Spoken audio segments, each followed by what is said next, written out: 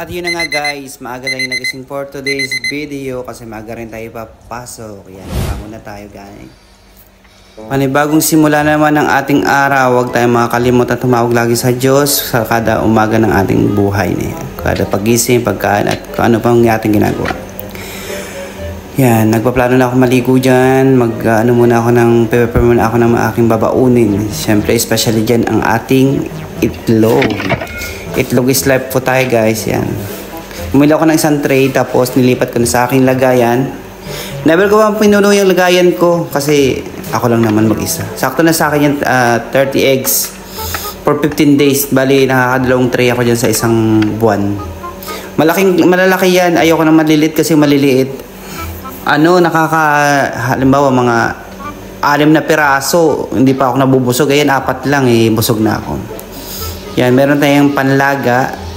Pwede natin siyang iwan kahit ilaga lang natin ng naliligo na tayo. Pwede yung ganun.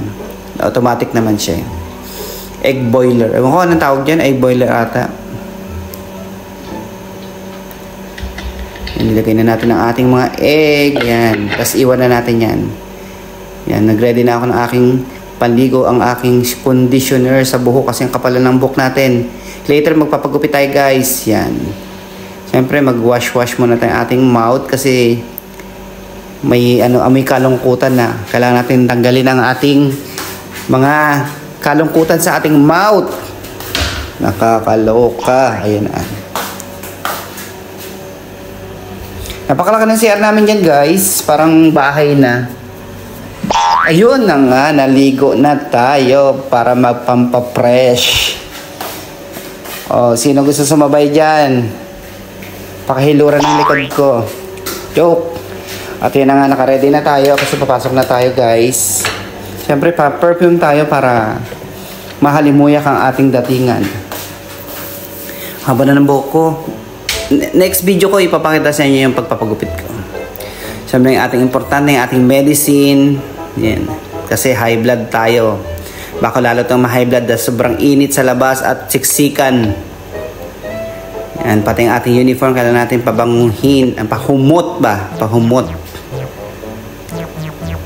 Yan, suot na tayo ng ating uniform. Buti yung uniform namin hindi mainit kasi parang jersey yung material niya. Kaya masarap siya isuot, hindi naman siya ganun kainit.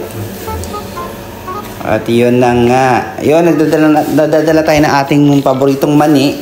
Yan, lagay ko dyan. Kasi pag nagugutom ako ng gabi na, yan kinakain ko. Busog na ako dyan, isang ganyang kalaki.